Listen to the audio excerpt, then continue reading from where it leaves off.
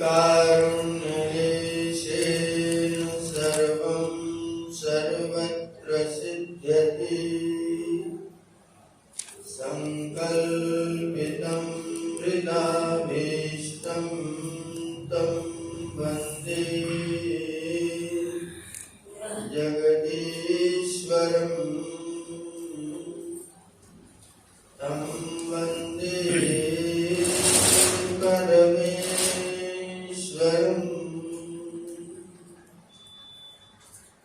यतो जायते विश्वमेतत्समस्तं स्थितिं यत्र यस्मिन् लयं याति काले अनादिं विभुं चादि मध्यान्तशून्यं चिदानन्दरूपं तमीशं प्रपद्ये चिदानन्दरूपं तमीशं प्रपद्ये। अपने ओजस्वी वाणी से हम सबको बहुत सुंदर से विरोध कर रहे श्री पिता जी और उनका साथ दे रहे आदरणीय श्री सुखदेव जी, प्रिय अतुल जी, इस कार्यक्रम का विधिवत संचालन कर रहे आदरणीय डॉक्टर साहब, कार्यक्रम के आयोजक और प्रायोजक माननीय श्री रणजीत जी, श्री रामकृष्ण जी, वंदनीय मातृशक्ति समादरणीय सज्जनों मित्रों,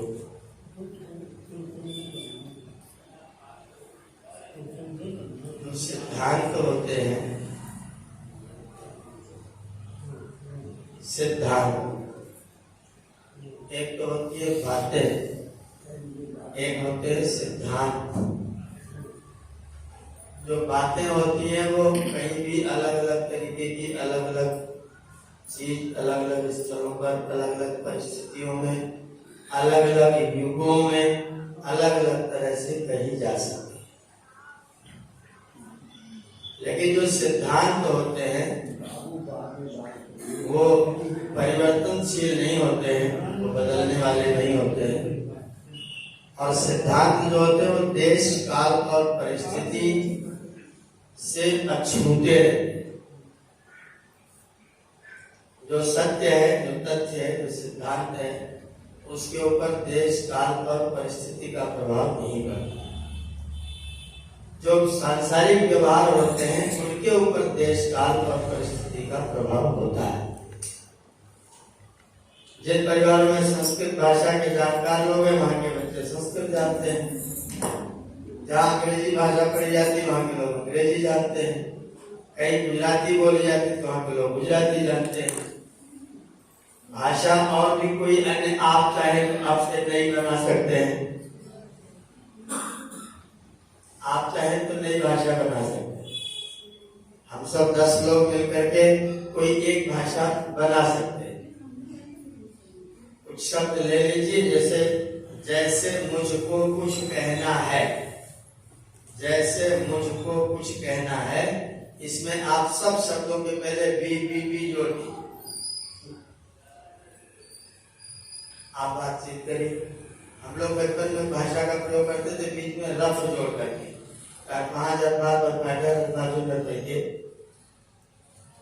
अब जो दूसरे लोग समझते थे उनको पहले नहीं पता थे क्या कहा जा रहा है, और हम लोग इसमें पूरी बातचीत करते थे। हर शब्द के बीच में रफ जोड़ दिया, एक नई भाषा तैयार हो। और कोई शब्द अन्य जोड़ दीजिए, बी जोड़ने लग जाएगा। विजय विषय बोलने लगे, जैसे को विजय विषय बोलने लगे, और 4 लोग समझेंगे, बाकी लोग नहीं समझेंगे। तो भाषा बदल सकती है, भूषा बदल सकती है, भाव बदल सकते हैं, लेकिन सिद्धांतों का परिवर्तन। और वो सिद्धांत आते कहां से हैं? याद रखिएगा, जिसको मनुष्य बनाएगा उसमें परिवर्तन अवश्य भावी होगा। जिसको मनुष्य बनाएगा उसमें परिवर्तन अवश्य भावी होगा। वो बदलेगा जरूर। इसलिए बदलेगा क्योंकि मनुष्य देश काल और परिस्थिति से प्रभावित होकर के ही कोई बात कहता सुनता और करता है। आपके स्वतंत्रता से पहले वाले काल में 18वीं 19वीं शताब्दी में जितनी राष्ट्रीय कविताएं लिखी गई अब वैसे लिखी जाती है क्या? क्यों नहीं लिखी जा रही? बीच में एक समय आया जब सब भक्ति और प्रेम की कविताएं लिख रहे हैं और कुछ लिख ही नहीं रहे। उसका नाम ही हिंदी साहित्य में भक्ति काल है। वो भी एक काल था, लोगों ने उस तरह कविताएं लिखी। आज ज्यादातर लोग श्रृंगार पर लिख रहे हैं, जो मर्जी अपना चुटकुला बना के सुना रहा है। श्याम नारायण पांडे की कविता गाय, जयशंकर प्रसाद की कविता गाय, सूर्यकांत त्रिपाठी निराला का नाम अगले पीढ़ी में आने वाले बच्चे शायद सुने। खत्म। रामचंद्र शुक्ल गाय, पटाक्षेप हो गया। आज की कविताएं आधा गद्य आधा पद्य। मुश्किल से कोई राष्ट्रीय कविता आती नहीं तो मनुष्य के लेखन पर देश काल और परिस्थिति का प्रभाव रहता है। इसलिए वो सिद्धांत जो परिवर्तित नहीं होगा वो कौन बना सकता है? वो स्वयं परमात्मा ही बना सकते हैं। इसलिए जो वेदोक्त सिद्धांत है, जो वेद में उक्त सिद्धांत है, वे ही सिद्धांत है। जितने भी ग्रंथ मानव रचित हैं, उन ग्रंथों में कहीं न कहीं आपको सिद्धांत का विभेद विमति अवश्य प्रतीत होगी। और जब उसका अगला संस्करण निकलेगा तो कुछ न कुछ बदलाव जरूर। इसलिए अगर कोई ग्रंथ ऐसा है जिसका जो सिद्ध अंत के रूप में हो, जिसमें कोई फेरबदल इधर का ना हो सके, वो ग्रंथ पूरी धरती पर अगर कोई है तो उस ग्रंथ का नाम है वेद। तो जो वेद ने सिद्धांत बताए उनको रामायण में भी कहा गया है, ब्राह्मण ग्रंथों में भी कहा गया है, गीता में भी कहा गया है, हिंदी साहित्य में भी कहा गया है। अनेक कवियों ने वैदिक सिद्धांतों को अपने अपने तरीके से कहा है, लेकिन जहां जहां भी कहा गया है वो उनका नहीं, वो भगवान वेद से चला हुआ सिद्धांत है, जो भगवान वेद से ही प्राप्त हो रहा है। गीता को हम जब परीक्षा की कोटि पर रखते हैं, जब गीता का अध्ययन करना प्रारंभ कर देते हैं, तो भगवान कृष्ण के जो संदेश अर्जुन के लिए दिए गए हैं वो सिद्धांत कहां से लाए गए हैं? वेद से। कर्मण्येवाधिकारस्ते मा फलेषु कदाचन। कर्म करने में ही तुम्हारा अधिकार है, फल पर तुम्हारा कोई अधिकार। ये कहां से आया? कुर्वन् एव इह कर्माणि जिजीविषेत् शतं समाः। कर्म करते हुए ही 100 वर्षों तक व्यक्ति को जीने की इच्छा करनी चाहिए। इस मंत्र का अनुवाद है कर्मण्येवाधिकारस्ते मा फलेषु कदाचन। रामायण में अभी मैं कक्षा लेकर के ही सीधा उतर के आ रहा हूं।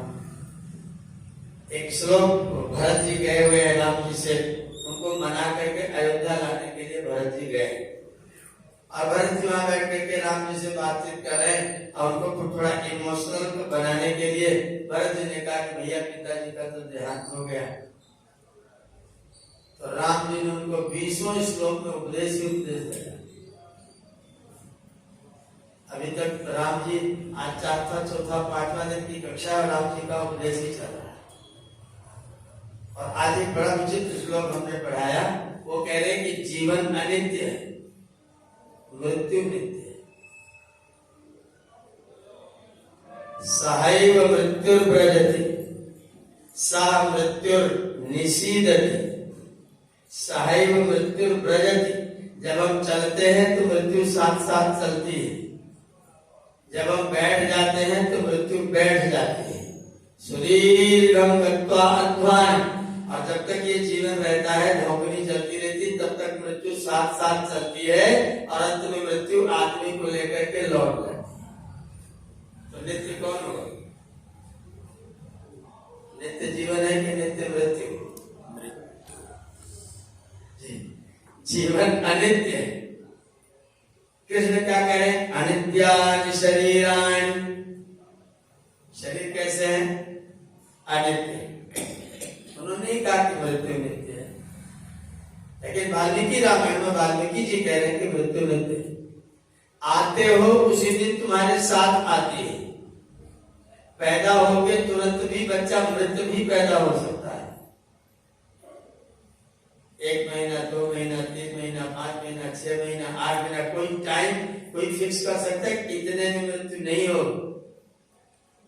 हर क्षण मृत्यु आपके साथ में आई। आप जब चलते हैं तो साथ साथ चलती है। गाड़ी लेके जा रहे हैं 80 की रफ्तार में, सामने से ट्रक आकर के चढ़ गए, चले गए। जीवन अनित्य है, लेकिन मृत्यु की गाड़ी पर बैठी थी। सहैव मृत्यु व्रजति, जब हम चलते हैं तो मौत साथ साथ चलती है। जब हम बैठ जाते हैं सह मृत्यु निवर्तते, और साथ में मृत्यु बैठी रहती है। और सुदीर्घम गत्वा अध्यानम सह मृत्यु निवर्तते, लंबे समय तक आपके साथ चलती, 60 साल, 70 साल, 80 साल, 90 साल, जितने चलो तब तक आपके साथ चलती रहती है। और जब तक ले नहीं लेती है तब तक लौट करके आपको साथ लेकर के चले जाती है। तो जीवन तो कब खत्म होगा इसका पता नहीं, लेकिन हर क्षण मृत्यु हमारे साथ में चल रही है। राम जी समझा रहे हैं, भरत मृत्यु पिताजी की आज छोड़ी हुई। जिस दिन व्यक्ति मरता है उसी दिन थोड़ी मरता है, मरने से पहले बहुत दिन से मर रहा होता है। एक बहुत बड़ा पत्थर है, उसके ऊपर घन बज रहा है, 5 लगा, 7 लगा, 8 लगा, 10 लगा, 12 लगा, सिर्फ 14वें घन में पत्थर फूट गए। आदमी बैठ के रोने लगा, मैंने इतनी गलती की, 13 क्यों मारे बिना मतलब, सीधा 14वां ही मार। तो जो पहला घन था वो बेकार गया था क्या? पहले घन से ही वो पत्थर टूट रहा था, पहले दिन से ही ये जीवन जा रहा है। ध्यान रखिएगा, पहले दिन से। आप जब घर में से बाहर निकल के पहली श्वास लेते हैं ना, उसी क्षण से कुछ कुछ समाप्त होना शुरू हो जाता है। और रोज समाप्त होता है, नित्य समाप्त होता है, नित्य समाप्त होता है। और जो कुछ हम खाते हैं और जो आराम करते हैं उससे नित्य बन जाता है। बचपन में बनता ज्यादा है, बिगड़ता कम है। 100 बिगड़ा 150 बन गया, 50 बन गया, तो 50 के कारण आप बढ़ जाते हैं। 150 नष्ट हो गया, 200 बन गया, 50 कारण आपके शरीर में वृद्धि होती। जब 50 साल के हो जाते हैं तो टूटता ज्यादा है और बनता कम है, टूटता ज्यादा है। 150 टूटता है तो 100 ही बनता है, तो 50 कम हो गया। तो रोज फिर धीरे धीरे धीरे धीरे फिर कम होना शुरू हो जाता है। और एक दिन इतने घट जाते हैं कि घाट घटते घटते घट जाते हैं, घाट पे चले। 50 साल के बाद में जब 70 साल के व्यक्ति को एक सेब खिलाएंगे तो उसको केवल 7 कैलोरी ऊर्जा मिलेगी। और वही सेब 7 साल के बच्चे को खिलाएंगे तो 70 कैलोरी ऊर्जा मिलेगी।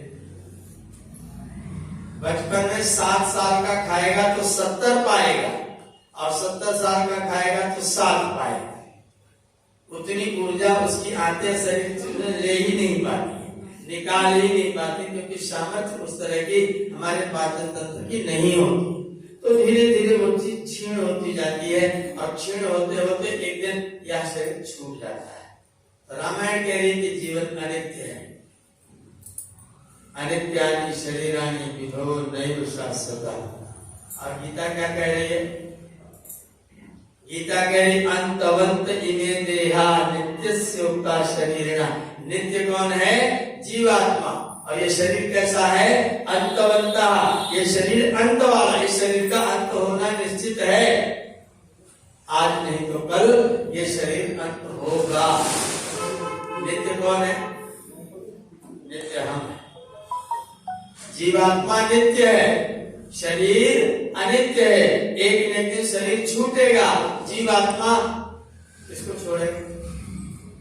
जीवात्मा, आप स्वयं जीवात्मा है, शरीर छूटेगा, जीवात्मा फिर स्वतंत्र हो जाएगा, फिर किसी शरीर में आ जाएगा और फिर आकर के संसार में कर्म करेगा और फिर किसी शरीर में आ जाएगा, आएगा फिर जाएगा, आएगा फिर जाएगा, तब तक आता जाता रहेगा जब तक मुक्त नहीं हो जाए। जब तक मुक्त नहीं हो जाएगा तब तक इसका आना जाना कभी भी बंद होने वाला है। आना और जाने के बीच में हमारे पास में जो क्षण है, जो टाइम है, उसका नाम है आयु। शरीर को धारण करके संसार में आना और शरीर छोड़ के संसार से जाना, इन दोनों समयों के बीच का जो टाइम है उसका नाम है आयु। आयु का मतलब है एति प्राप्नोति सुखा सुखम येन सब आयु, जिसके द्वारा हम संसार में आकर के सुख दुख को प्राप्त करते हैं, उसका नाम क्या है? हमें एक आयु मिलता है, उसका उद्देश्य क्या है? आयु का उद्देश्य क्या है? आयु का उद्देश्य अपने लक्ष्य की प्राप्ति करना। अब आपके मन में तुरंत प्रश्न उठेगा, लक्ष्य क्या है? तो लक्ष्य कभी एक नहीं होता है, ये ध्यान रखिए। लक्ष्य हमेशा दो, लक्ष्य हमेशा दो होंगे, एक आदर्श होगा और एक व्यवहार होगा। आदर्श और व्यवहार कभी एक नहीं हो सकता। आदर्श और व्यवहार में हमेशा गैप रहेगा, ये बिल्कुल ये स्वाभाविक तथ्य है, इसमें कोई भेदभाव नहीं हो सकता है। आदर्श और व्यवहार एक जैसे कभी नहीं हो। अगर आपने व्यवहार, आज जो आदर्श आपने नियुक्त किया, जैसे मान लीजिए अभी व्यवस्था बनाए कि कल से इस सभा में हुए लोग हमारा सत्संग सुनेंगे जिनको संध्या याद हो, जिनको संध्या याद, पहले दिन कुछ कम हो जाएंगे, फिर लोग कहे भाई सत्संग सुना, चलो याद कर जाते हैं। 2-4 दिन लोग याद करके हमें याद हो गई। अच्छा, जब संध्या याद हो जाएगी तो लक्ष्य आगे बढ़ेगा कि वहीं रहेगा? लक्ष्य वही नहीं रहेगा। अगले दिन मैं कहूंगा अब वो लोग आएंगे जिनको हवन भी याद होगा, और हवन भी याद कर लेंगे तो वो लोग आएंगे जिनको शस्त्रास्त्र शांति करने ही कंठस्थ रहेगा, और वो भी याद कर लिया तो हम कहेंगे जिनको वेद की कुछ सूक्त याद रहेंगे। फिर हम कहेंगे जिनको इनका अर्थ भी आएगा वो आएगा। तो आप एक लक्ष्य पूरा करेंगे, आदर्श फिर आगे बढ़ जाएगा। एक चीज व्यवहार में आएगी, आदर्श और आगे बढ़ जाएगा। जितना आप अपने आप को आगे बढ़ाते जाएंगे, आदर्श उतना ऊंचा ऊंचा। कंपटीशन का टेस्ट है, अगर सभी बच्चों ने अधिकतम 60% अंक प्राप्त किए तो मेरिट कितने पर बने? 60 पर, क्योंकि 200 लोग लेने हैं और 60% ही अंक प्राप्त किया। सबसे ज्यादा वाले ने 60% प्राप्त, तो जो जितने 200 में पूरे हो जाए वो 60% वाले सब चले जाए। लेकिन 60% आदर्श तो नहीं, आदर्श तो +9 किए, आदर्श तो 100 नंबर है, और 100 नंबर कोई प्राप्त करेगा, और 100 प्राप्त करेगा तो लक्ष्य और आगे बढ़ जाएगा। तो लक्ष्य जो है, जो आदर्श जो है, व्यवहार जो है, दोनों में गैप हमेशा रहेगा। कोशिश ये करनी है कि लक्ष्य और आदर्श और व्यवहार दोनों में गैप कम से कम रहे। उस गैप को कम करने की चेष्टा आप सदैव करते रहे। गैप कम से कम करते रहे, कभी खत्म नहीं होगा, लेकिन कम रहे इसका कर्तव्य आपको हमेशा पालन करते रहना पड़ेगा। आपके सामने 2 लक्ष्य आएंगे। जैसे मान लीजिए आप किराए के मकान में रहते हैं, किराए के मकान में, ये जो घर मिला है ये किराए का घर है। जिंदगी एक किराए का घर है, एक रह के निकलना। ये किराए का मकान है। जिन लोगों के मकान किराए के हैं वे लोग क्या लक्ष्य रखते हैं? पहला लक्ष्य अपना मकान हो जाए। अगर किराए का कमरा है तो पहला लक्ष्य क्या है? मकान अपना बन जाए। और अगर अपना न बने तो अपना न बन पाए पाए कदाचित, तो मेरा जब ये वाला घर छूटे तो ऐसा ही घर मुझको दोबारा प्राप्त हो जाए, इसी क्वालिटी का, इसी कोटि का या इससे अच्छा और कोई मकान मुझको प्राप्त हो जाए। या तो अपना घर हो जाए या तो ऐसा ही दूसरा प्राप्त हो जाए। ये दो लक्ष्य आपके पास में है। अब हमारा जीवन जो है वो किराए पर है, तो हमें क्या लक्ष्य रखना चाहिए? मेरा अपना मकान हो जाए। अपना मकान क्या है? अपना मकान है व्यक्ति का मुक्त हो जाए, मरण और जीवन के चक्र से छूट जाए, ये अपना मकान है।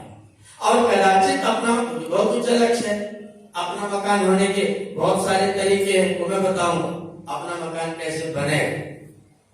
मेरा मकान, मेरा जो प्रभु है मुझको प्राप्त हो जाए, ये कैसे हो?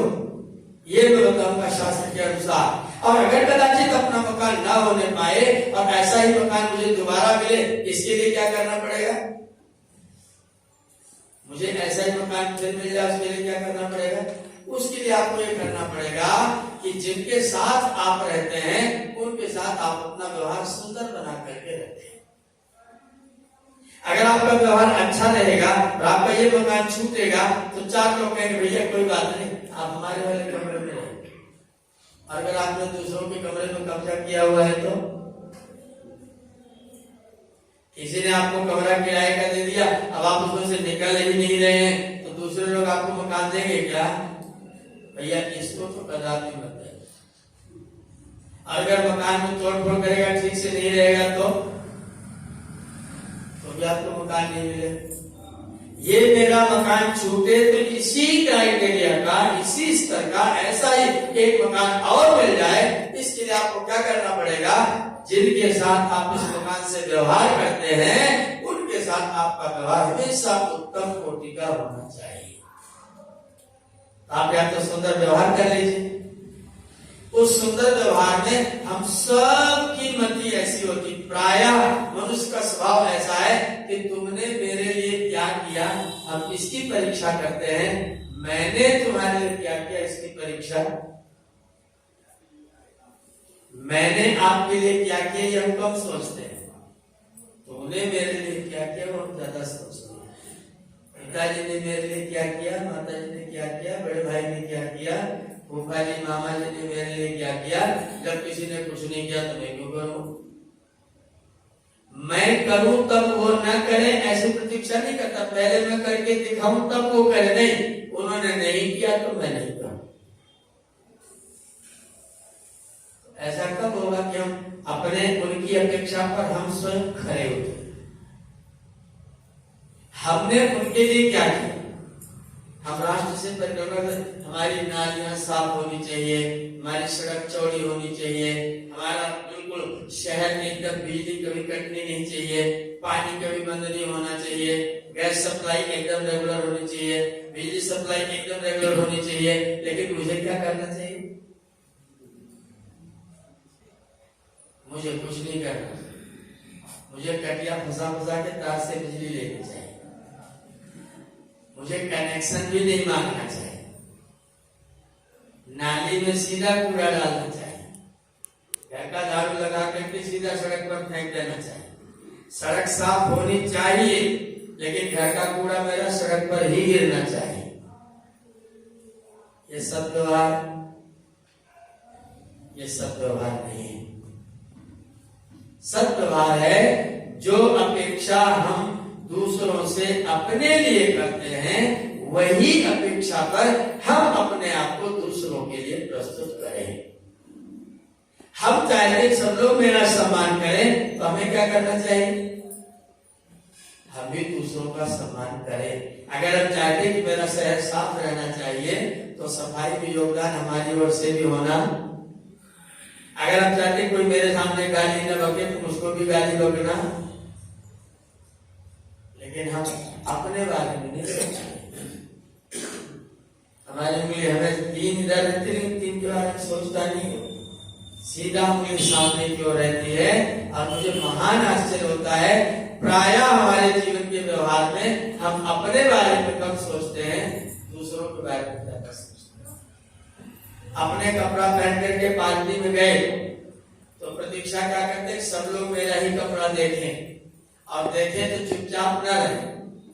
सब लोग आए और कहें बहुत अच्छा पहने हो यार, कहाँ से सिलाए है, तो हम थोड़े से चौड़े हो, लेकिन हम किसी की प्रशंसा, हम दूसरे का दोष देखेंगे और अपनी प्रशंसा चाहेंगे तो मकान ऐसे ही मिलेगा। अगर हम ऐसा ही मकान प्राप्त करना चाहते हैं तो क्या करना चाहिए? तो पहली बात दूसरों की प्रशंसा करना शुरू करो, और दूसरी बात धन्यवाद देना अपना स्वभाव बना। धन्यवादी होना स्वभाव बना। किसी ने मेरे प्रति कुछ भी किया है, एक अक्षर प्रदाता, एक अक्षर प्रदाता, अगर किसी ने मुझको एक अक्षर का भी ज्ञान प्रदान किया है तो हम उसको अपना गुरु मान करके उसका सम्मान किया।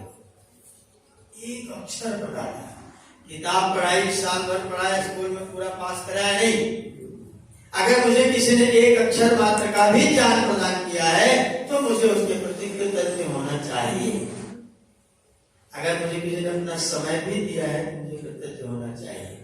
अगर उसने मुझे गिलास पानी भी दिया है तो उसको कृतज्ञ होना चाहिए, मुझे धन्यवादी होना चाहिए। और दूसरा, मुझे प्रशंसा करने वाला होना चाहिए। मेरे व्यवहार में, मेरे स्वभाव में आ जाए कि मैं किसी की प्रशंसा करूं, और मेरे व्यवहार में आ जाए कि मैं सदैव धन्यवादी बनूं। हम जो कुछ कर पाते हैं अपनी सामर्थ्य से नहीं कर पाते, ईश्वर की कृपा से कर पाते हैं। तो जिसमें भी सफल हो, जब जब सफलता हो तब तब हम ईश्वर का धन्यवाद करें, प्रभु तुमने बड़ी कृपा की और आज मैं इतना करने में सफल हो गया। कदाचित तुम्हारी कृपा ना होती तो मेरी सफलता, हम जितने भी सफल, जितने भी, ऐसा कोई व्यक्ति संसार में जो टोटल असफल हो।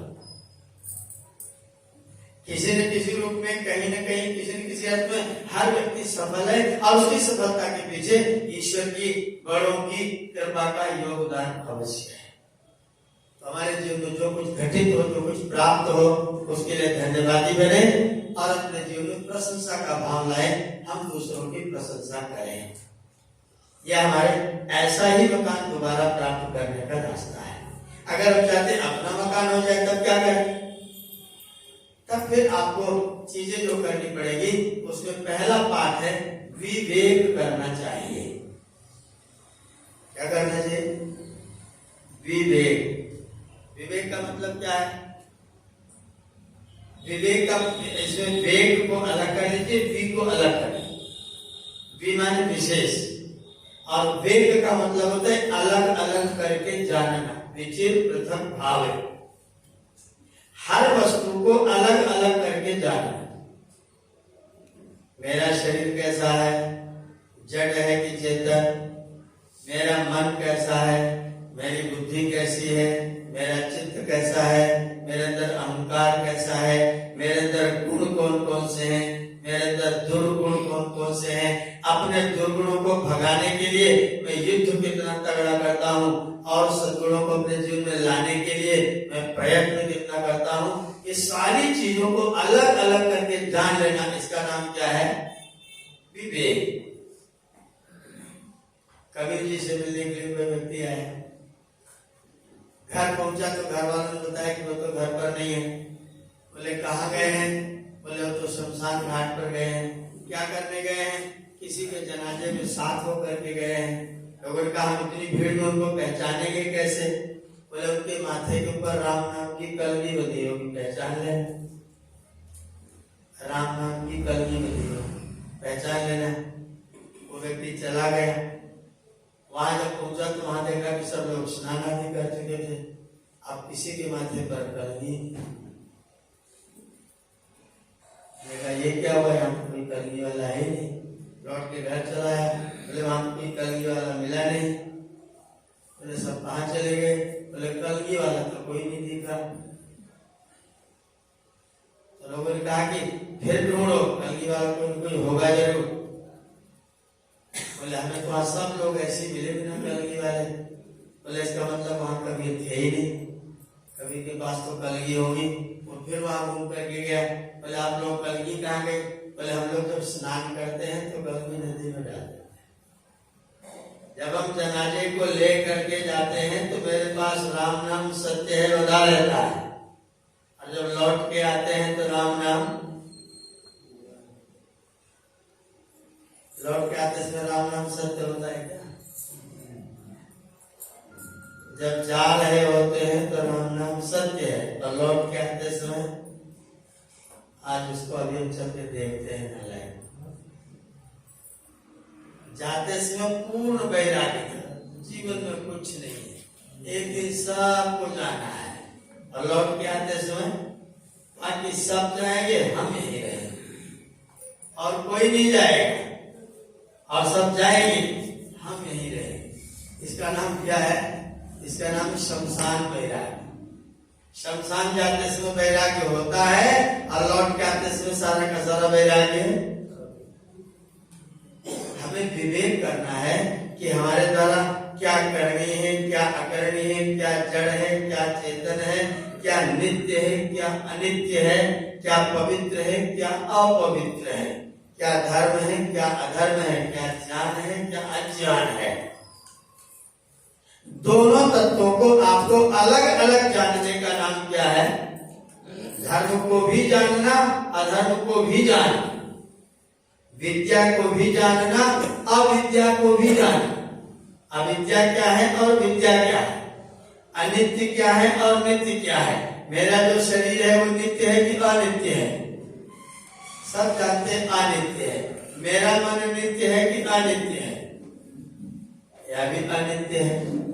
मैं नित्य हूं कि अनित्य हूं? मैं नित्य हूं। मैं नित्य हूं, बाकी सब का सब, और दूसरा नित्य परमात्मा है। एक नित्य परमात्मा, एक नित्य जीवात्मा, और बाकी सब अनित्य। दोस्ती किसकी होनी चाहिए? नित्य की नित्य से कि नित्य की अनित्य से?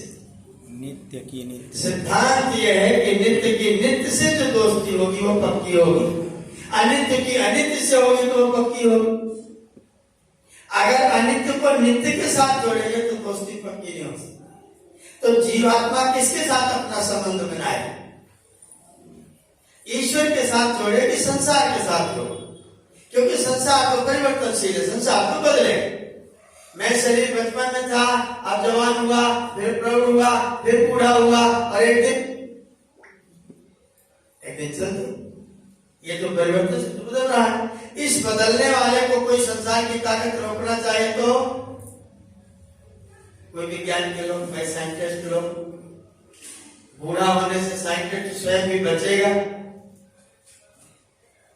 हॉकिंस नहीं मरे, कहते ईश्वर नहीं मर गए। कितना भी विज्ञान जान ले, लेकिन इस अनित्य शरीर को बचाने की सामर्थ्य ये जाएगा जरूर। तो जो जाने वाला है उसको पकड़ने के लिए पूरा जीवन, और जो नहीं जाने वाला उसको पकड़ने के लिए 15 मिनट संध्या में बैठा तो मन ही नहीं लगता।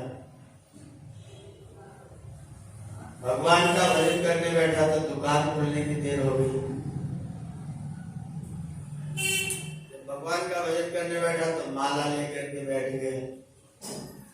ऐसे दिन मुझसे पूछे माला जपे कि न जपे? मैंने कहा अगर अपनी काउंटिंग रखनी हो, उत्साह थोड़ा प्राप्त करना हो, आज मैंने इतना जप दिया, आज मैंने इतना जप दिया, तो गिनती रखते हैं तो थोड़ा व्यक्ति को उत्साह मिलता है। तो उत्साह रखने के लिए इतना मैंने कर लिया और इतना करूंगा, ये प्राप्त करने के लिए आप माला जप लीजिए। एक वृद्ध व्यक्ति थे, एक सज्जन थे, माला जप रहे थे बैठे बैठे। सामने एक महिला थी जो दूध लोगों से इकट्ठा करती थी और लोगों को बेच देती थी। उस महिला का किसी लड़के के साथ में कुछ प्रेम का व्यवहार था।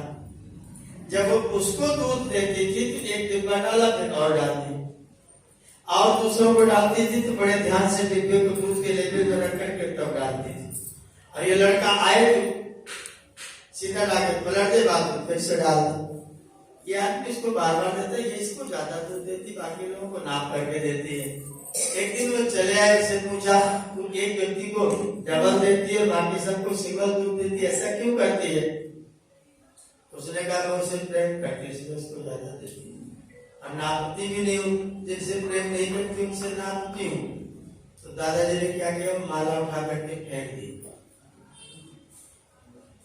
मैं जब भगवान से प्रेम करता हूँ तो फिर क्या नापता फिरता हूँ। जब मेरा भगवान के प्रति प्रेम है तो उसको क्या गिनना, मैंने कितना कर पाया कितना नहीं कर पाया। आज के बाद माला से नहीं गिनेंगे, आज के बाद जितना ज्यादा हो सकेगा उतना उतना उतना करते जाए। जब हम माला जपने के लिए बैठते हैं तो माला यहाँ रहती है, कर में माला रहती है और मन माल में रहता है, विवेक नहीं होता है। हमें विवेक करना है कि जो पदार्थ अनित्य हैं उन पदार्थों को व्यवहार में तो रखना है, लेकिन परमार्थ में अपने पास में नहीं रखना है। अब उनको जितना उन पदार्थों में हम डूबते हैं उतना ही हमारा कष्ट बढ़ता जाता है, दुख बढ़ता जाता है, लिप्सा बढ़ती जाती है, लोभ बढ़ता जाता है और हमारी जो मुक्त होना था दुख से, तो दुख हमारा घटता नहीं जाता बल्कि बढ़ता ही जाता है। तो हमें पहला काम क्या करना है, विवेक करना है। हर वस्तु, क्या वस्तु कैसी है, कौन व्यक्ति कैसा है, कौन वस्तु कैसी है, संसार कैसा है, ईश्वर कैसा है, ज्ञान कैसा है, अज्ञान कैसा है, धर्म कैसा है, अधर्म कैसा है, इसको जानना हो तो दो पहलू करके जानना, एक पहलू करके कभी मत जाना। जब भी आपको जानकारी प्राप्त करनी हो तो दो पहलू करके जाओ। सिक्के का एक पहलू ये है, एक पहलू ये भी है, यह उचित है और यह अनुचित है। एक चीज उचित है तो दूसरी चीज अनुचित है। यदि मैं अनुचित को नहीं जानता हूँ तो कभी भी अनुचित कर सकता हूँ, और केवल उचित को जानता हूँ अनुचित को नहीं जानता तो फिर बदल तो कभी नहीं हो सकता। इसलिए वेद ने कहा विद्याम च अविद्याम च यस्तद्वेदो भयं सः, विद्याम च अविद्याम च यस्तद्वेद उभयं सः। विद्या को और अविद्या को, जो दोनों को साथ साथ जानता है, क्या अविद्या है ये भी जानता है और क्या विद्या है ये भी जानता है, क्या नित्य है ये भी जानता है, क्या अनित्य ये भी जानता है, क्या सत्य है ये भी जानता है और क्या असत्य है यह भी जानता है। जब सत्य और असत्य दोनों को जानता है तो उसके अंदर पैदा होता है विवेक, और जब वो सत्य को जान करके सत्य को ही ग्रहण करता है, असत्य को जान करके असत्य को छोड़ देता है, धर्म को जान करके धर्म को ही पकड़ता है, अधर्म को जान करके अधर्म को छोड़ देता है, तब उसके अंदर पैदा होता है वैराग्य। पहली कक्षा क्या है, विवेक, और दूसरी कक्षा क्या है, वैराग्य। आपने जब सत्यासत्य को जान लिया, उचित अनुचित को जान लिया, क्या करना है ये जान लिया, क्या नहीं करना है ये जान लिया, तो फिर जो नहीं करना है उसको छोड़ना और जो करना है उसको, फिर वहां कोई मजबूरी वाला, फिर कोई हिला वाली वाला मामला नहीं आना चाहिए। विद्यार्थी ने जान लिया कि मैं जब तक पढ़ के तैयारी नहीं करूंगा तब तक परीक्षा में पास नहीं होगा, ये जान लिया। फिर उसने क्या जान लिया कि नकल से भी पास हुआ जा सकता है। ये जाने कि अजान है। हम परीक्षा में कॉपी दूसरे की देख करके भी लिख सकते हैं, पुस्तक देख करके भी लिख सकते हैं, टीचर लोग कॉपी देखते हैं, चेक करके हमको पास कर देते हैं, तो मैं चाहे पढ़ू न पढ़ू नकल करके भी पास, जाने की अज्ञान, ये अज्ञान। मैं नकल करके भी पास हो सकता हूँ, ये ज्ञान नहीं है, अज्ञान। क्योंकि नकल ना मिली तो उस दिन गाड़ी ज्यादा तगड़ी हो गई तो फिर क्या हो, आपका जो ज्ञान था उसका क्या होगा। इसलिए एक ही ज्ञान है, जो व्यक्ति पढ़ेगा, जितना अच्छा पढ़ेगा और जितना अच्छा लिखेगा उतना अच्छा उसको नंबर मिलेगा, और जो नहीं पढ़ेगा, ठीक से नहीं लिखेगा, उसको नंबर नहीं मिलेगा। तो दोनों चीज जान लीजिए, नहीं पढ़ेगा तो नंबर नहीं मिलेगा, पढ़ेगा तो नंबर मिलेगा, और दोनों को जान लीजिए, नहीं पढ़ने से नहीं मिलेगा तो फिर उसको छोड़ करके पढ़ने से मिलेगा तो पढ़ना करो। सवेरे जगना हानिकारक कि लाभकारक, लाभकारक। तो जगते हैं, अगर जगते हैं इसका मतलब वैराग्य है, और जानते हैं जगना चाहिए लेकिन जगते नहीं है तो जानते हैं जगना चाहिए, लेकिन जब जगने का अवसर आता है तो कविता कंठस्थ है, early to bed and early to rise makes a man healthy wealthy and wise. कविता रट लिया बचपन में, स्कूल गए उसी दिन कविता याद, early to bed and early to rise. हमने कहा कितने बजे उठते हो? बोले 8 बजे तक तो उठ ही जाते हैं। अर्ली टू बेड याद है, ये जाने क्या जाने, जो हम जानते हैं उसको हम करते हैं तो बैराते हैं, जो हम जानते हैं वो मेरे जीवन का अंग है तो बैराते हैं। अब जिसको जानते हैं ठीक नहीं है उसको नहीं छोड़ते हैं, इसका मतलब वैराग्य नहीं है। हम जानते हैं ये जो करना लाभकारी है, मैंने कहा करते हो? बोले टाइम ही नहीं मिलता। ये जो करना लाभकारी है लेकिन करने का नंबर आता है तो टाइम, ये बहाना है कि सत्य है? ये बहाना है। हम ऐसे स्थान पर बहाना बना करके आपको बचा लेते हैं। एक सज्जन तो बोले क्या बताएं, जैसे हम ये करने चलते हैं जैसे पिताजी गरियाना शुरू करते हैं, हम तो ये नहीं करते, हम ये करते पिताजी गरियाने कहते ठीक हूँ तो हमने बंद कर दिया। एक बोले हमारी पत्नी बहुत झगड़ा करती है, ये करने बैठे तो कभी बर्तन इधर कर दिया, कभी बर्तन उधर कर दिया, कभी घी नहीं दिया, कभी सामग्री नहीं दी, तो ये नहीं कर। सारे के सारे दोषारोपण पिताजी पर, पत्नी पर, टाइम पर, घर पर, परिवार पर, दुकानदारी पर देगा, लेकिन अपने आप को दृढ़मत होकर के कार्य करने में प्रवृत्त नहीं करेगा। इसका मतलब विवेक तो हो गया लेकिन वैराग्य पहली कक्षा में तो घुस गया। जान तो लिया कि अच्छे करना चाहिए, जान तो लिया कि संध्या करना चाहिए, जान तो लिया कि साफ सुथरा रहना चाहिए, लेकिन कपड़ा कौन धोए? कपड़ा कौन धोए? अपने आप धोने में आलस लगता है, प्रमाद लगता है, और कोई धोता नहीं तो चलो कपड़ा 2 दिन 3 दिन भी चल जाएगा, चला लेंगे। जानते हैं स्वच्छता बहुत अच्छी चीज है, जानते हैं तो स्कूल के दीवार में लिखा हुआ है स्वच्छ शरीर में स्वच्छ मन का निवास होता है। स्कूल की दीवार पर लिखवा दिया स्वच्छ शरीर में स्वच्छ मन का निवास होता है, लेकिन स्वच्छता करे कौन? करने के लिए तो मेहनत करनी पड़ेगी, करने के लिए श्रम करना पड़ेगा, और श्रम करने में आपको लगना पड़ता है, आपको जुटना पड़ता है। मैं तो नहीं कर पाता हूँ, और ना कर पाने का दोष अपने ऊपर नहीं लेता है, दोष बगल में किसी न किसी के ऊपर डाल देता है। अमुक नहीं करने देता है, अमुक नहीं करता है, छत काली हो जाती है, पड़ोसी बहुत डांटते हैं, पड़ोसी घृणा करते हैं, पड़ोस में झगड़ा होता रहता है। 52 प्रकार के बहाने व्यक्ति के पास होते। मेरी दुकान ही इतने बजे खुलती है, मैंने कहा दुकान खुलती है कि तुम खोलते हो? दुकान खुलती है कि खोली जाती है? तेरी दुकान को 8 बजे खोलते, 7:30 से 7:30 से 8 तक हम कर लो, 8 बजे खोल लो। बोले तब तक तो नींद ही नहीं खुलती है। जब दुकान खोले बैठा तब तक नींद ही नहीं खुलती। तो नींद भी खुलती है कि खोली जाती है? इसकी नींद खुल जाती है लेकिन कमरा ही नहीं खुलता है। कमरा बंद रहता है, वो बाद में खुलता है। इसका कुछ न कुछ खोलने का बहाना इसके पास में जरूर रहता है। तो पहली क्लास मैंने क्या बताया? विवेक। दूसरी क्लास क्या है? जब जान लीजिए सत्यासत्य, उचित अनुचित का निर्णय कर लीजिए, तो उसके बाद में सत्य को अपने जीवन में लाने का अंग बना लीजिए। सब लोग कहते हैं समोसा खाता हूँ तो मुझको बड़ा खट्टी डकार आती है, लेकिन जब मिलता है तब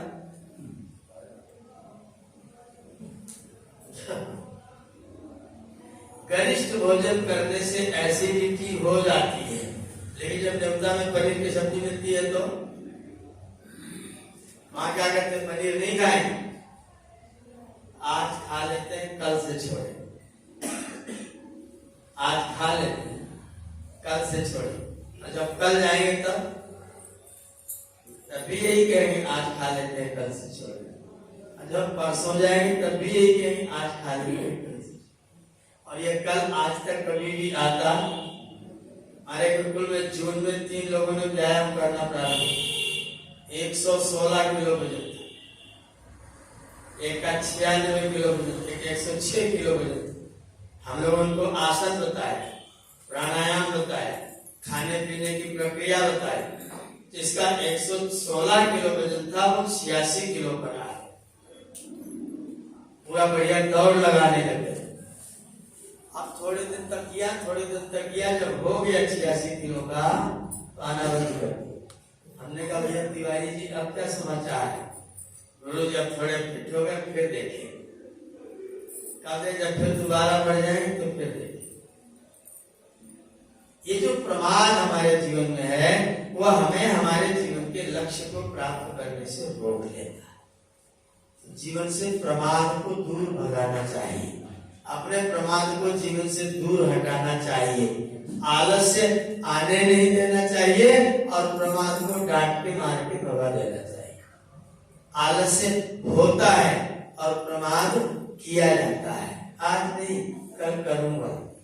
विद्यार्थी पढ़ने के लिए बैठा है, इधर बगल में मोबाइल रखा है, पिताजी ने डांट रखा, मोबाइल मत छूना, अपनी किताब पढ़ो। अब किताब का एक पाठ पढ़ा, थोड़ी देर बाद देखो क्या कोई मैसेज आया कि नहीं आया, पकड़ के मैसेज देखने से, और मैसेज देखने से आप फेसबुक घुसा तो घुस गए, किताब खत्म, फेसबुक जाए। ये क्या है? सोचा था थोड़ा करूंगा लेकिन थोड़े में पूरा करूंगा।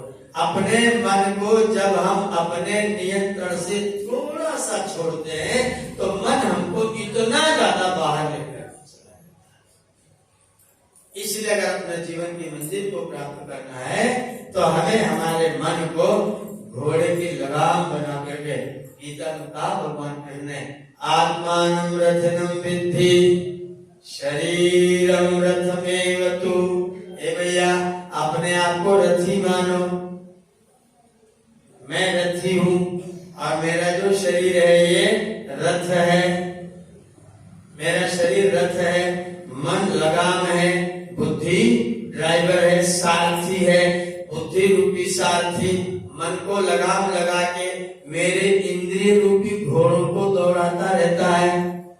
सुसारथिरस्वान् इवयन् मनुष्याने नियते अभिशुभवाजिन इव। जैसे कोई तांगा चलाने वाला अपना चाबुक दिखा के, लगाम हाथ से इशारा करके घोड़ों को सही रास्ते पर लेकर के जाता है, वैसे ही जो मनुष्य आत्मानुशासन करता हुआ अपने बुद्धि रूपी सारथी से, मन रूपी लगाम से इंद्रिय रूपी घोड़ों को सही रास्ते पर लेकर के जाता है, वह व्यक्ति जीवन में सफल हो जाता है। और जो चूक जाता है, मैं रथी हूँ, मेरा शरीर रथ है, इस रथ में मैं रथी बैठा रहता हूँ, मेरा रथ मुझको दिया गया है मंजिल तक जाने के लिए। मैं अपनी मंजिल भुला करके रथ को ले करके, रथ को धोने में, पोंछने में, नहलाने में, धुलाने में, रंगाई में, पुताई में, सफाई में रथ के लगा रहता हूँ, कहीं भी जाता नहीं हूँ। बुद्धिमान हूँ, गाड़ी धोता है, पोंछता है, साफ करता है, पॉलिश करता है, ढक के रख देता है, दूसरे दिन फिर वही काम करता है, जाता कहीं नहीं है। तो जो लोग देखेंगे वो क्या कहेंगे, जब तुझे चलना ही नहीं तो गाड़ी के पीछे क्यों पड़ा है? अच्छा हम भी यही पीछे तो पड़े। सवेरे से उठ करके इसी को नहलाना, धुलाना, खिलाना, पिलाना, सजाना, बजाना और शाम को सुला देना, सवेरे फिर जगा लेना। कहीं जा रहे हैं क्या? जब से आए थे तब से एक पसेरी रोटी खा रहे हैं, और जब खटिया पर जब तक पड़े रहे तब तक घर वाले जबरदस्ती कुछ न कुछ सोचते रहे। ना खाएंगे, भूख नहीं लगेगी तो भी जबरदस्ती जरूर खिलाएंगे। दलिया का पनीर पी लीजिए, कुछ तो खा लीजिए, रोटी थी, भूख नहीं है भाई, अरे एक आध रोटी तो चले। इसी गाड़ी को पेट्रोल डाल के धोके पोंछ के साफ करते करते जहां जाना था वहां जाने का कोई चांस। हमने जिधर जाना था, इस जीवन के चौराहे पर लाखों से मेल मिलाप हुआ। कुछ से तो हुआ मजबूरी में, और कुछ से अपने आप हुआ। कुछ से मिलकर के खुशी हुई, कुछ से मिलकर संताप हुआ। जिससे मिलना था मिल न सके, इस कारण पश्चाताप। जहाँ जाना था वहां गए नहीं, जिधर चलना था उधर चले नहीं, और गाड़ी को साफ सुथरा करके खिलाते पिलाते सुलाते रहे। और एक दिन लोग इस गाड़ी को बांस में बांध के कहते कस के बांधने, सड़क में जाए।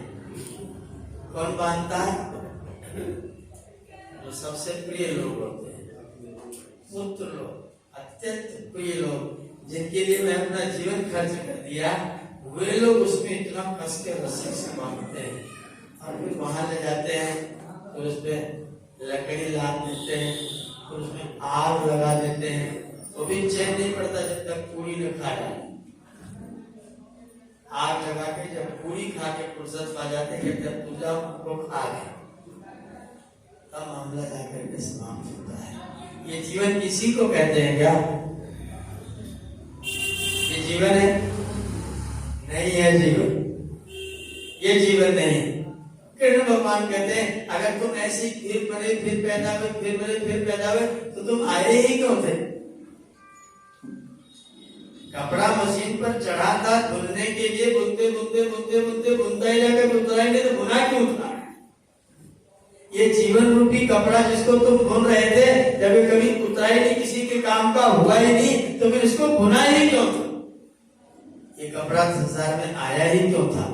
अगर हम इस संसार में आए हैं इस कपड़े को पहन करके, तो जिस लक्ष्य के लिए, जिस मंजिल को प्राप्त करने के लिए ये कपड़ा हमको प्राप्त हुआ है, उस मंजिल पर चलने का धीरे धीरे व्यक्ति को प्रयत्न अवश्य करते रहना चाहिए। मैं नहीं कहता हूँ कि सब लोग योगी हो जाएंगे, मैं नहीं कहता हूँ कि सब लोग मुक्त हो जाएंगे, मैं ये भी नहीं कह रहा हूँ सब मुक्त होंगे, ये भी नहीं कहते सब योगी हो जाएंगे, लेकिन कुछ तो आगे पीछे कहीं तो चलने का मार्ग तो हो। मंजिल मिले मिले न मिले कोई गम नहीं, पर मंजिल की जुस्तजू में मेरा कारवां तो, उस तरफ को मैं जा तो रहा हूँ कम से कम। मेरे जीवन का ढर्रा तो हो जहाँ मुझे जाना चाहिए। मेरे जीवन में ईश्वर दूर, मेरे जीवन से ईश्वर दूर, मेरे जीवन से धर्म दूर, अब मेरा जीवन फिर किस काम का है? धर्मेण हीना पशु से ही, धर्म से ही नहीं तो पशुओं से भी। पशु तो फिर भी अच्छा है, पशु अपने नियम का त्याग नहीं करते और अपने नियम का नित्य त्याग करते। तो अगर हमने धर्म ही छोड़ दिया तो फिर हम हैं क्या? पशुओं, स्वामी जी का सत्यात्मा मानो पशुओं का बड़ा भाई है। जो व्यक्ति जीवन में आकर के अपने धार्मिक कृत्य नहीं करता, धर्म नहीं करता, वो व्यक्ति मानो पशुओं का भी। अगर हम इस संसार में आए हैं तो मेरे जीवन का लक्ष्य पहले विवेक प्राप्त करना। जब विवेक हो जाए तो वैराग्य पूर्वक, विवेक जिनका हुआ है अच्छी चीजों का उनको ग्रहण करना, और जो नुकसानदायक हानिप्रद चीजें हैं, मेरे रास्ते में रोड़ा अटकाने वाली चीजें हैं, उनको अपने जीवन से धीरे धीरे एक एक करके अलग करते रहना। जब विवेक और वैराग्य दोनों हो जाए तो फिर 6 प्रकार की संपत्तियां स्वामी जी ने वर्णित किया है। उन संपत्तियों पर चर्चा मैं कल के सत्र में करूंगा। विवेक और वैराग्य को अपने जीवन का अंग बनाएंगे। हम कुछ नया नया सीखें, हम सत्ता सत्य पर विचार करें, क्या उचित है क्या अनुचित है इस पर विचार करें। मुझे जो जीवन मिला है मैं उस जीवन को लक्ष्य की ओर चल रहा हूँ नहीं चल रहा हूँ, इस पर विचार करें, और विचार करके सही गलत को निर्णय पूर्वक जान लें। और जब जान लें तो वहीं छोड़ ना लें। हम सब सुनते हैं, हम सब जानते हैं। मैं रिक्शे पर बैठा था एटा में, गुरुकुल जा रहा था, रात को बस से उतरा, रिक्शे पर बैठा, रिक्शे वाला कभी इधर जाए कभी उधर जाए, कभी बाएं कभी दाएं। मैंने कहा भैया रोकना रिक्शा। बोला क्या बात हो गई? मैंने कहा लगता है तू पिया हुआ है। उसने कहा तो क्या हो गया? मैंने कहा हो ये गया कि मुझको उतार। तो क्या किया, हम पीछे बैठे तो आगे बैठा था, उस सीट पर मेरे ओर को मुंह करके आराम से बैठ गया। बोला तो पंडित जी लगते हो। मैंने कहा पंडित जी हूँ। बोले देखो तुम तो जानते हो एक दिन सबको मरना है। इतना गंभीर उपदेश दिया मुझे।